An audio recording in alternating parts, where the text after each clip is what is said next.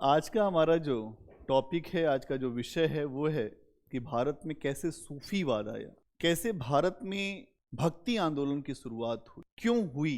तो आज का विषय हमारा क्या है? सूफी और भक्ति आंदोलन। अब हम एक चीज देखें, यहाँ पे आंदोलन लिखा हुआ है। आंदोलन क्या होता है?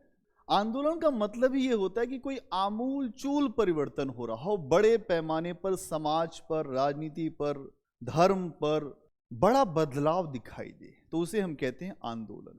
सूफी कैसे भारत में आए? तो इसके पीछे की एक कहानी ये है कि जब भारत में मुसलमानों का आक्रमण शुरू हुआ और उसके बाद भारत में जब दिल्ली सल्तनत की स्थापना हुई, तो उसके बाद धीरे धीरे भारत में सूफियों का भी आगमन तेजी से बढ़ा। सूफी कौन थे, क्या करने भारत में आए थे और इस्लाम से किस मायने में भिन्न थे, ये हमें जानना हो।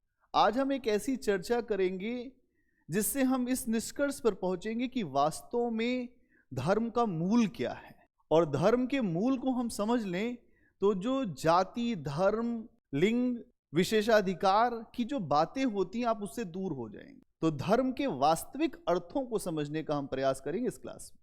तो सूफी का मतलब क्या होता है, सबसे पहले अर्थ जानते हैं। सूफी का अर्थ होता है पवित्र, ऐसा व्यक्ति जो पवित्र हो और अपने आचरण से लोगों के जीवन में कुछ बदलाव ला सके। तो भारत में सूफियों को क्यों इतना प्रोत्साहन मिला?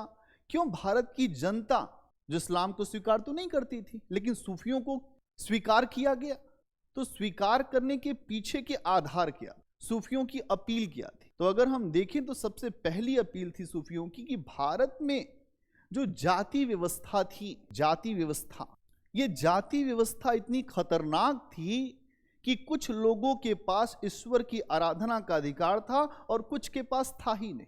और ये जब अधिकार नहीं होगा तो कई समस्याएं खड़ी होंगी। जैसे अभी आपको जिस भी धर्म को आप मानते हैं उस स्थान पे जाने की आजादी है, लेकिन आपसे ये कहा जाए कि आपकी जाति अच्छी नहीं है, आप इस स्थान पे नहीं आ सकते, तो आपके मन में एक हीनता ग्रंथि आ जाएगी। हीनता ग्रंथि क्या होती है कि मैं इतना अयोग्य हूं कि मैं ईश्वर के पास नहीं जा सकता, उनका दर्शन नहीं कर सकता, उनसे संबंध नहीं जोड़ सकता। सूफियों ने इसी चीज को अगर आप देखें तो उनकी दर्शन में एक बात है कि सभी समान हैं।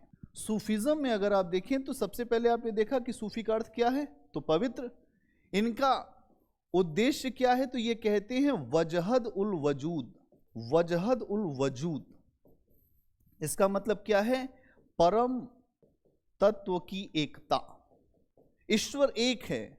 आप सब सुनते होंगे कि शिरडी के साईं बाबा ने कह दिया कि सबका मालिक एक है। हम सब सुनते हैं, लेकिन फिर हम वही काम करते हैं। कौन है ईश्वर?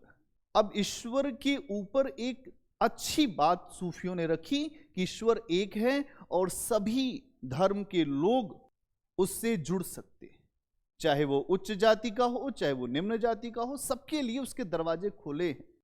जाति न पूछो साधु की, पूछ लीजिए ज्ञान। मोल करो तलवार का, पड़ी रहन दो म्यान। जाति हमारी ब्रह्म है, हम सब एक ही ईश्वर की संतान हैं। ये अपील थी सूफियों की।